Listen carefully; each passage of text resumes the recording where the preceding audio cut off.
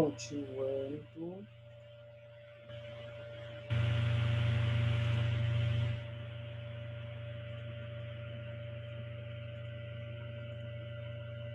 Vou colocando vocês aqui. Falta só um pouquinho para a gente fechar da autoeficácia e aí a gente já vai falar das habilidades sociais, tá?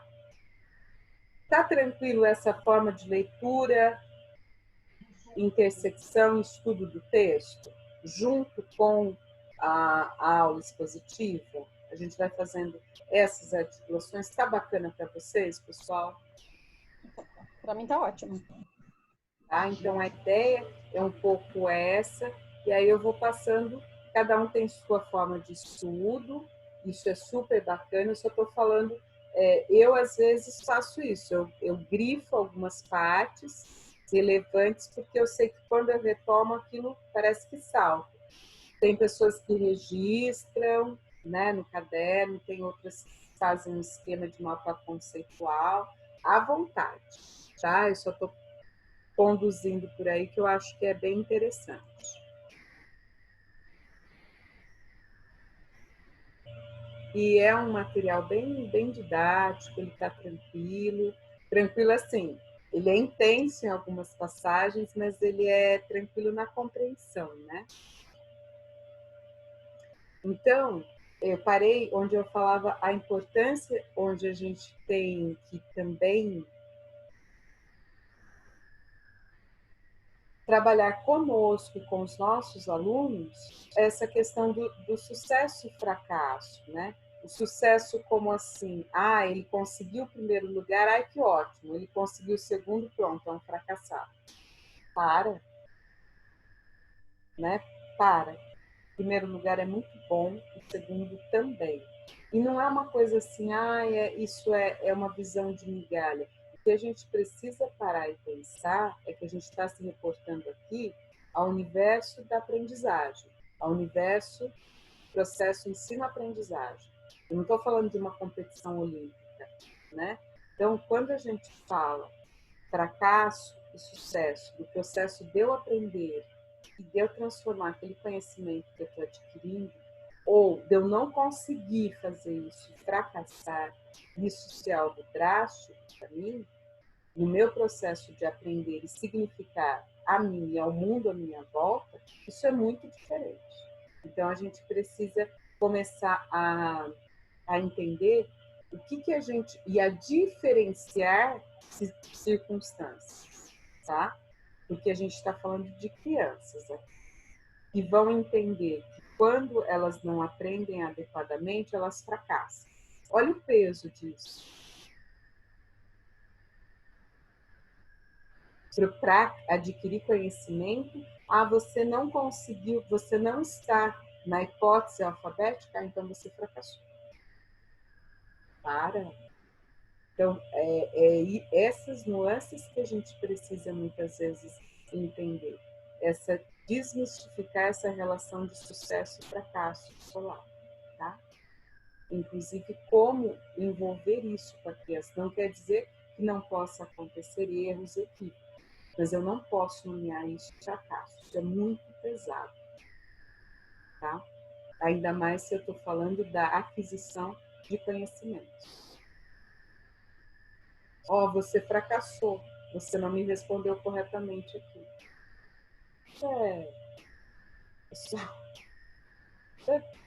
É bárbaro, né? Para mim, isso é voltar para a idade da pedra, né? Então, a gente precisa começar a fazer essa distinção e também, novamente, tomar muito cuidado com aquilo que a gente coloca como referencial para a criança. Como eu disse, não é sucesso, fracasso na obtenção de uma medalha olímpica.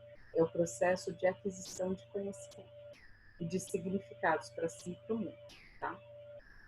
Vulnerabilidade, outra coisa que a gente lida com essa autoeficácia, essa vulnerabilidade que muitas vezes a gente fica diante das situações estressantes e depressivas. Não se esqueçam de variáveis psicológicas, tá? Autoeficácia é uma delas. Oi, tá baixinho. Tá baixinho? Tá me ouvindo agora? Agora sim. Esse termo de ser vulnerável, né? Ele se enquadra em baixa autoeficácia, assim como a autoestima, baixa autoestima? Ou não? Não se usa esse termo. Vulnerabilidade? Que a pessoa fica estressada se ela não atinge o potencial dela, fica irritada. É uma baixa autoeficácia ou não? Não. É de autoestima, é de estima mesmo. Baixa autoestima. Baixa autoestima. Aqui ela tem uma baixa. Uma baixa autoeficácia, é isso? Sim, alta com L, autoeficácia, baixa, alto com U daí de si, eficácia, tá? Sim, a gente usa no mesmo processo, polaridade positiva, polaridade negativa, tá? E a questão da vulnerabilidade não é que é só aqui que a gente tem a vulnerabilidade na autoeficácia, que a gente tem a vulnerabilidade para o estresse e para a depressão. Não é só aqui, mas aqui também. Se eu tenho uma baixa autoeficácia, o que vai acontecer? Eu vou absorver conflitos, eu vou absorver mais as situações estressoras. Consequentemente, eu vou reforçar o quê? Uma baixa autoestima, eu vou reconhecer cada vez mais a minha vulnerabilidade também com relação ao meu autoconceito. Então, olha a bola de neve que vai se gerando.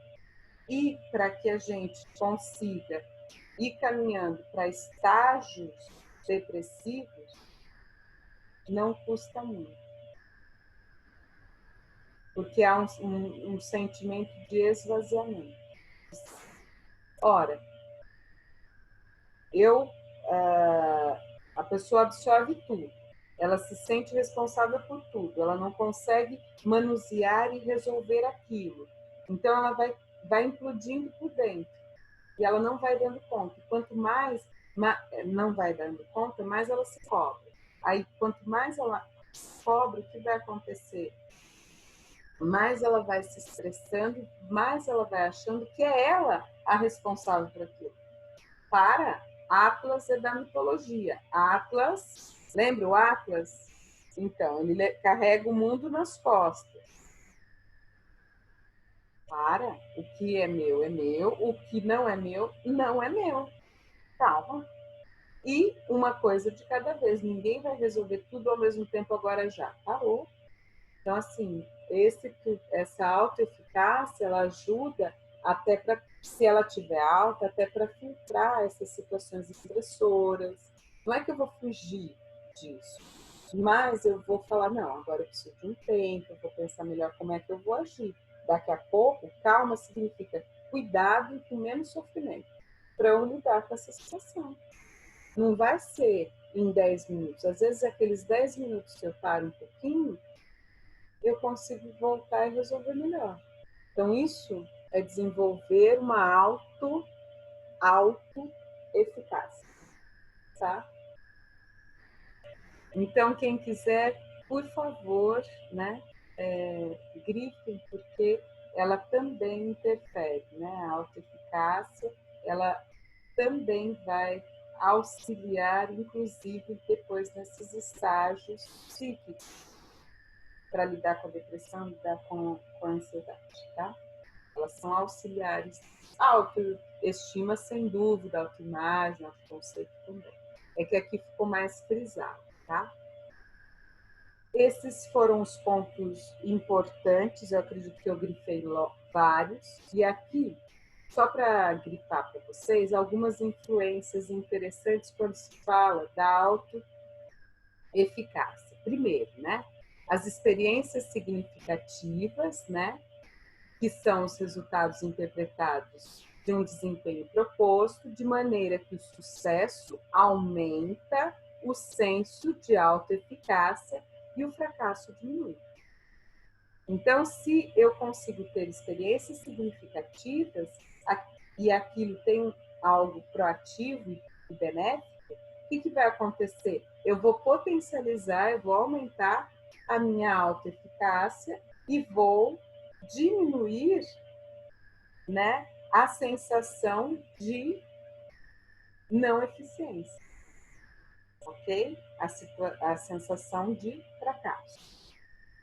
2. As experiências do outro, por meio de observações sociais e da avaliação do desempenho dos outros, se o outro pode fazer, eu também posso. Então, eu tendo uma autoeficiência bacana, e eu vou, né, falando da criança, eu vou observando o meu entorno, e vejo que meu coleguinha consegue, a outra consegue, e eu tenho uma autoeficiência, autoconceito, autoestima positivas, eu vou falar, não, peraí, eu vou tentar, eu falhei, mas eu estou vendo, eles tentaram, eu também vou tentar de novo, porque eu acho que agora eu vou conseguir. Então, assim, esse se imbuir dessa autoeficiência, observando os outros e mostrando, eu também posso, né?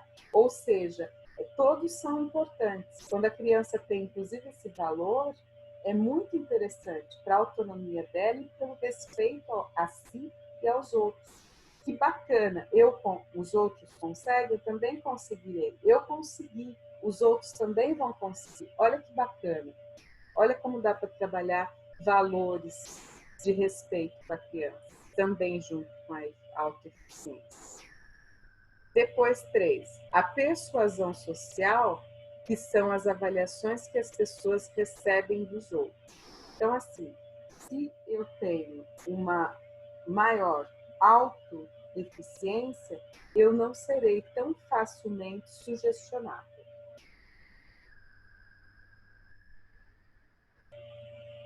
Tá? Eu saberei filtrar isso. Isso é muito interessante. Tá? 4. Os estudos psicológicos associados às emoções positivas ou negativas influenciam na maneira como as situações são percebidas. Então, de acordo com o que eu tenho de alta autoeficiência ou baixa autoeficiência, eu vou observar no meu contingente, ou seja, no meu mundo externo. Pode estar acontecendo as coisas mais interessantes, eu tô até conseguindo entender, eu estou conseguindo avançar, mas se eu não tiver esse senso de autoeficiência, se eu tiver ativado um senso de fracasso, eu não vou observar. Eu não vou conseguir me sentir bem naquelas circunstâncias, naquele ambiente, não vou entender que eu estou conseguindo. Eu vou negativar tudo e, consequentemente, diminuir meu processo de ensino-aprendizagem. Agora, se eu tiver isso positivado, por mais simples que seja o espaço onde eu estou, aquilo vai ser grandioso. Por mais básico que seja aquele conhecimento, eu transformarei isso em algo inusitado, porque eu tenho esse senso de sucesso, essa autoeficiência. Isso é muito interessante. Então, vai depender, sim. Muitas vezes, vocês já devem ter visto situações onde você vai fazer o elogio para a criança, mas a criança está tão assim que ela acha que será uma bronca, que ela acha que vai ser uma correção, que ela acha que vai ser,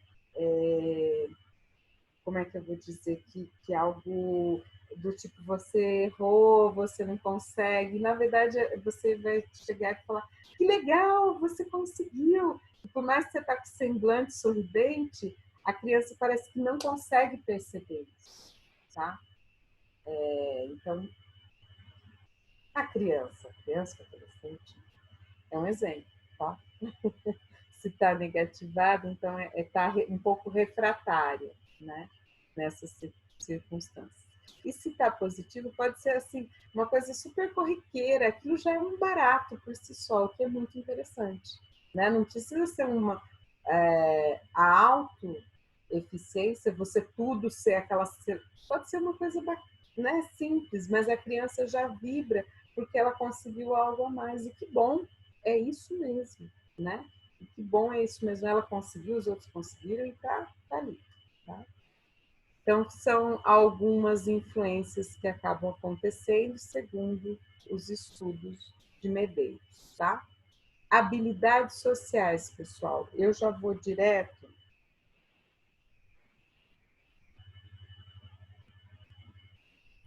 nas habilidades sociais aqui do quadro, tá? Então, uma conceituação super bacana que se tem, né? Aqui. Uma pessoa com comportamentos sociais habilidosos, né? É necessário que haja essa articulação entre essa parte intra, essa parte pessoal e com o contato social. Lembra que eu já falei isso bem lá no início da aula? Quando eu falei das habilidades? Sim, é o comportamento e relacionamento, né? Exatamente. Tá? Exatamente. Como tudo isso é super importante, né? A gente trabalhar com o nosso interno, mas também depois como que eu vou, com o meu jeito de ser, me relacionando e me permitindo contato com as circunstâncias, com as culturas, com as outras pessoas que estão à minha volta, tá? Isso tudo é super importante porque ninguém fica numa bolha. E as crianças também não. Claro que no início, as pequenininhas, quem já viu ou teve a experiência, percebe que algumas já são, né, elas já vão interagindo, né? Umas já ficam meio ressabiadas. Mas daqui a pouco, todas ali interagem. Todas. É super interessante. Inclusive, tem algumas que ficam super bem. Aí, quando a mãe chega, chora. Chora, mas ficou horas, tudo tranquila, brincando, interagindo, com os coleguinhas. É muito, muito interessante, gente.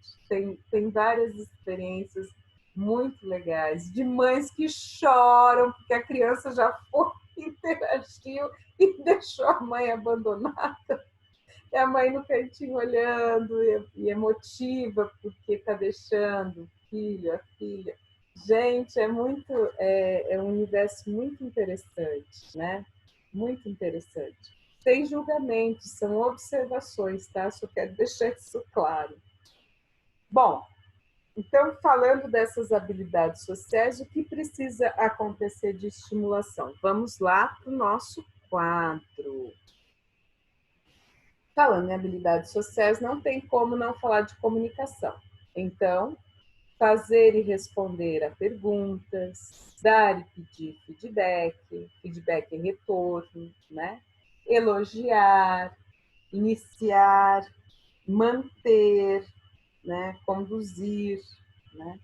E poder finalizar um diálogo, uma conversação, né? Não é simplesmente você começa e sai e fica aquilo em suspenso, né? Então, a gente vai aprendendo a fazer isso, e isso é uma habilidade social. A gente está em interação com esse outro, em diálogo com esse outro. Não estamos, né? Eu comigo mesma num monólogo, tá? Outra habilidade de civilidade, né? Por favor, agradecer, apresentar-se, cumprimentar, isso faz parte.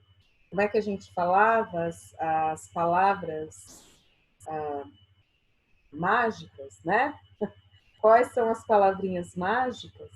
Então, esse obrigado, esse por favor, esse sim, agradeço, isso é super importante. É uma habilidade social. Não é algo, é uma convenção. Não, não é uma convenção. É muito mais do que um cumprimento social automático. Não é isso. Na criança, isso estabelece esse contato, essa reciprocidade com o outro. Como isso é importante.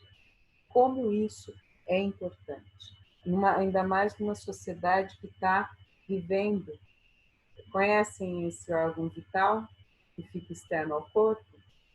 Se parar de funcionar, para alguns isso é letal. Então, sabe, você olhar para outra pessoa, você agradecer, você cumprimentar, bom dia, boa tarde. Pessoal, na época dos meus avós, mesmo quando você não conhecia, alguma pessoa passava, se falava bom dia, boa tarde. É um respeito. Ninguém está ali, ninguém ia sair correndo para fazer amizade. Não é isso. É um ato de sociabilidade, é uma habilidade social.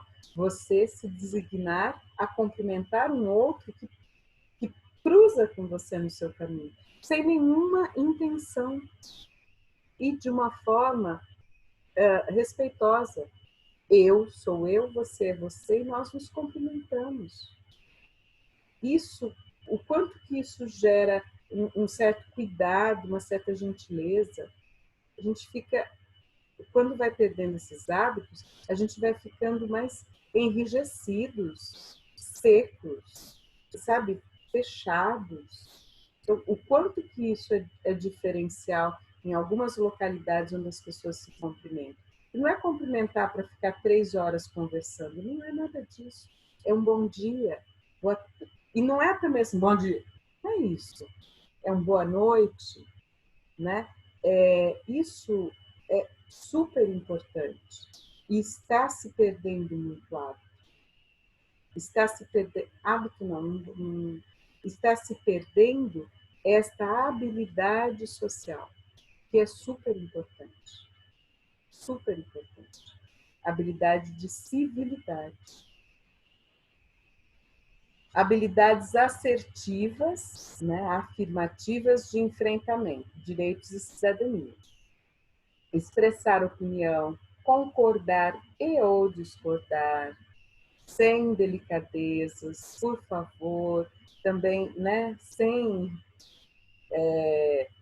algo que fica ali constrangendo, e também que a gente se posicione. Deixa eu chamar quieta, Catarina. Hã? Ó, então, oi? Alguém? Não. Expressar opinião, concordar ou discordar, fazer, aceitar ou recusar pedidos. Pessoal, às vezes a gente precisa dizer não. Ai, tem tal coisa, você pode fazer para mim? Olha, nesta data eu não posso. Nesta aqui eu posso, mas nesta não. Então, assim, a gente consegue dizer não. E tá tudo bem, né? Eu sei ser assertiva naquilo que eu consigo colaborar e naquilo que eu não consigo, né? Que não me é possível porque tenho outras a fazer, outras escolhas, né? E tá tudo bem. Não é tudo que a gente fala sim, sim, sim, sim, ok? E isso faz também com que a gente julgue menos os outros, né? Ah, outra pessoa não pôde, tudo bem. Eu não vou ficar, pois outra pessoa não pôde, mas bem que ela poderia. Isso é equivocado, tá? Então, um exemplo, né? Que mais? Interagir com autoridades. O que é isso? Eu vou saber respeitar, mas eu também vou me fazer respeitar, né? Ah, não, eu não posso me aproximar porque ali tem aquela figura, aquela...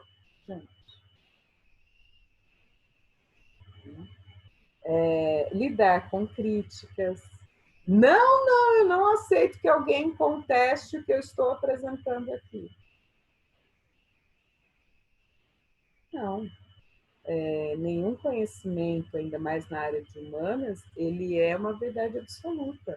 A gente vai mudando, como a gente viu agora, conforme a cultura, conforme as situações, conforme as épocas, vai se modificando conhecimentos milenares que vão se lapidando, conhecimentos que têm séculos que vão se lapidando. E está tudo bem, mas são conhecimentos, não informações. Tá? É as competências sociais essas? Como? Competências sociais? Competências sociais. Essas não entendi, em que sentido? As competências sociais? Essas habilidades de saber lidar com o outro. Ah, sim! Opa! Sim, tem a ver com as competências sociais, com toda certeza. Com toda certeza. Tanto que está na página anterior, tem uma passagem falando disso, né? Então, só para dizer para vocês, na página 4, eu anotei isso. Vocês têm lá no finalzinho, está escrito assim, primeiro, segundo, terceiro parágrafo de baixo para cima. Depois eu volto no quadro, tá? Quando a pessoa apresenta a capacidade de organizar pensamentos, sentimentos e ações em função de objetivos pessoais e também as demandas situacionais e culturais, gerando consequências positivas para si e na sua relação com esse entorno, com as outras pessoas, né?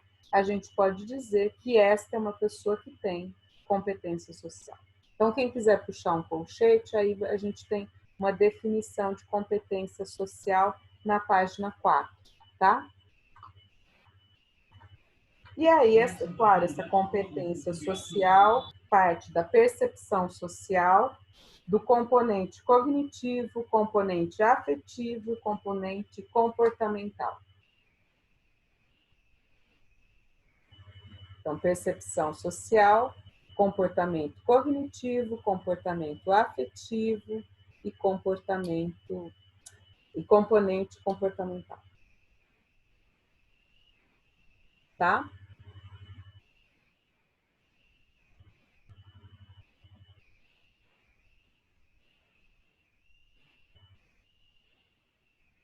Expressar desagrado, lidar com a raiva do outro. Olha que interessante, a gente precisa aprender a fazer isso. Isso são habilidades sociais. Aos poucos, nós vamos ensinando as nossas crianças também a fazerem isso. Elas vão, claro, elas vão estar em formação durante toda, né, a educação básica, mas são habilidades que a gente vai conseguindo, né, ir estimulando e trabalhando para que elas consigam fazer isso. Isso é lidar consigo e com os outros, gente. Tão importante isso. Dá para vocês entenderem a importância disso? Isso é base, isso é princípio para que depois a gente aprenda as especificidades dos conhecimentos, mas eu preciso ter essa base que me funda enquanto sujeito. Então, essas habilidades de enfrentamento são muito, muito importantes. Assim como as de empatia e de sentimentos positivos, né? Tentar articular ideias, pensamentos e sentimentos, então parafrasear, refletir, né, sobre esses sentimentos, expressar apoio, fazer amizade presencial, tá? Não é virtual. Expressar solidariedade, cultivar o amor. Então, são habilidades de empatia, de sentimentos positivos. Isso precisa ser cultivado. Não caiu em desuso, não. A gente precisa. Claro que quando eu falei do virtual, não é um impeditivo, mas é que não pode ser somente. E a criança, o concreto é muito importante. Então, ela precisa dessas relações. Como nunca, como esse período está sendo tão atípico, né? Vamos ver, né?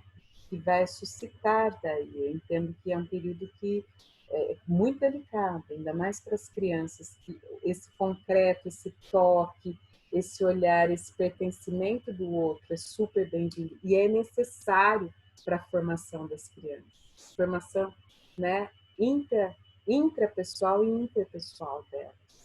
Então, é um alerta e um alerta para quem é adulto para cultivar mais essa proximidade do que pelas redes sociais. As redes sociais seriam um auxílio pelo distanciamento, mas não pode ser aquela prática super constante. Eu tenho um texto, esse texto data de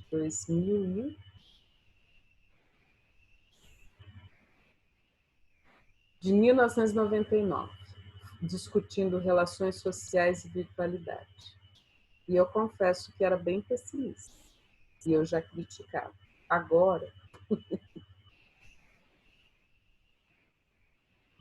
estamos enfrentando uns períodos bem complicadinhos. Então, virtualidade na sua devida medida. Tudo que é em excesso prejudica. Então, vamos valorizar esse pertencimento. Eu sei que a gente está ainda nessa situação atípica, mas assim que possível, né? Esse olho no olho é muito diferencial. Esse cultivar afetos e sentimentos positivos e empatia são super bem-vindos e necessários. Tá?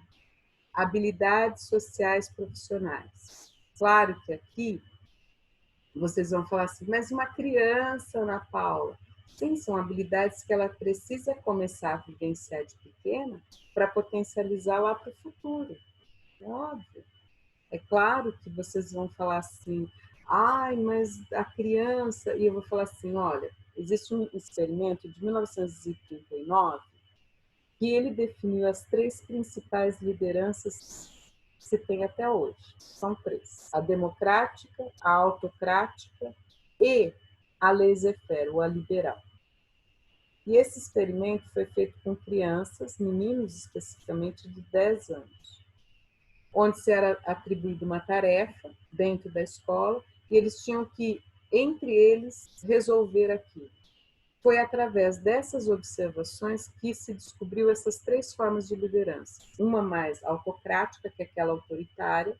Eu sou um líder autoritário, estou mandando fazer isso, ponto, acabou. O líder laissez-faire, faz de qualquer jeito, vocês é que sabem, ou seja, sem nenhuma gerência, tanto faz como tanto fez.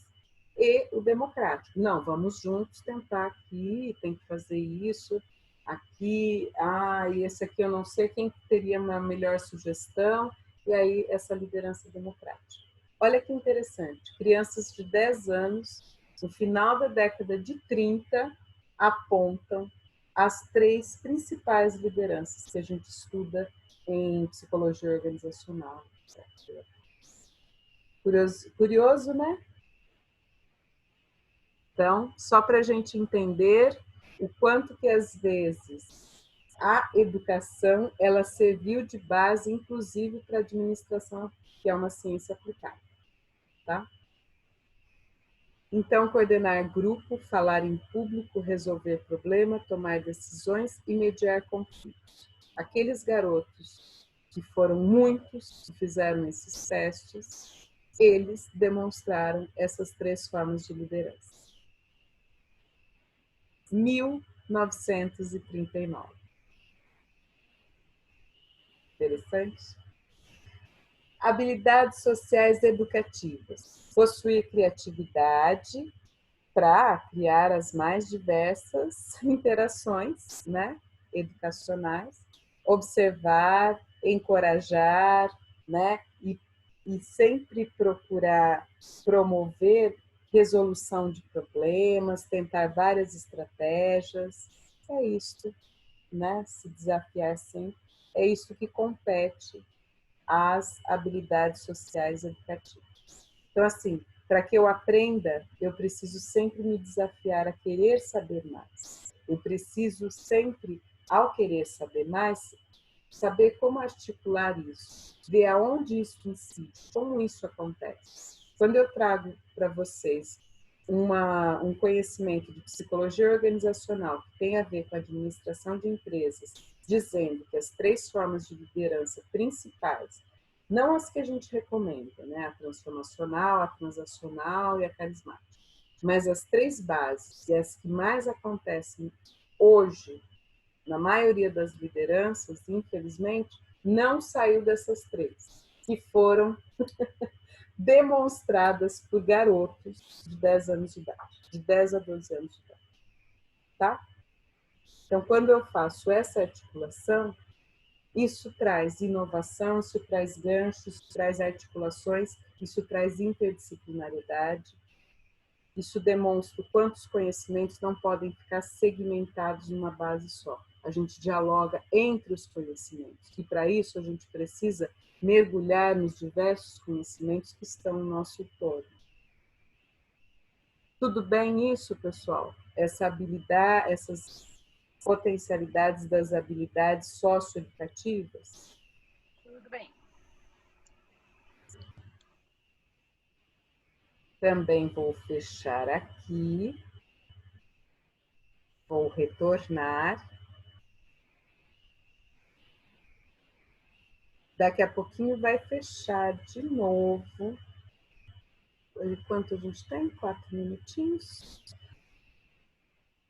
Como que foi essa articulação para vocês? Do texto em si, eu peguei do texto em si, fui articulando com a parte expositiva, fui fazendo algumas correlações, alguns exemplos. Como é que foi isso para a gente entender essas variáveis psicológicas, do autoconceito, da autoeficácia, da autoestima e as habilidades sociais? Gostei bastante, Pro. Me agregou bastante conhecimento. Bom, vocês conseguem fazer a leitura de que isso tudo é princípio, é tipo uma base, para que a partir daí a gente consiga ser criativo, se motivar, se desafiar, se propor a acertar, né? E se errar, retomar, para poder adquirindo conhecimentos. A gente vai construindo nosso processo de ensino-aprendizagem com os conhecimentos do mundo. Sim, Ficou claro isso? ficou assim. Porque, Ficou pessoal, assim. se eu não estimular isso, eu não vou ter vontade de aprender nada. Uhum. Se eu de cara fosse falar assim, eu não tenho nada a ver com psicologia organizacional, eu jamais saberia que esse experimento acontecia em escolas para trabalhar lideranças. Para trabalhar lideranças, motivações. Olha que interessante.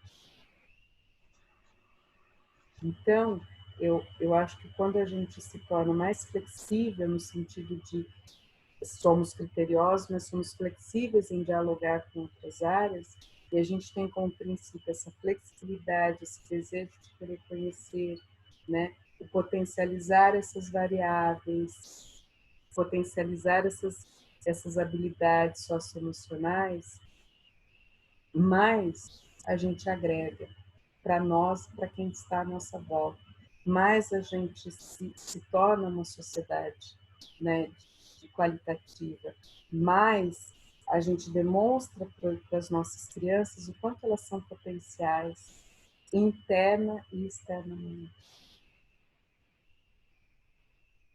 E o quanto a gente consegue agregar tantas coisas boas, porque a gente não precisa ficar a todo momento julgando, a gente não precisa ficar a todo momento também nos auto-rebaixando, né? Eu acho que esses são pontos primordiais que vamos aprendendo. O processo ensino-aprendizagem é uma construção, a vida é uma construção, a emoção também. Então, eu fico muito, muito feliz. Vai fechar aqui, eu já vou fechar e já vou retornar com vocês para falar um pouquinho das habilidades socioemocionais, das 17. Mas vai ser rapidinho, prometo. Tá bom, Pro. Vai entre, hein?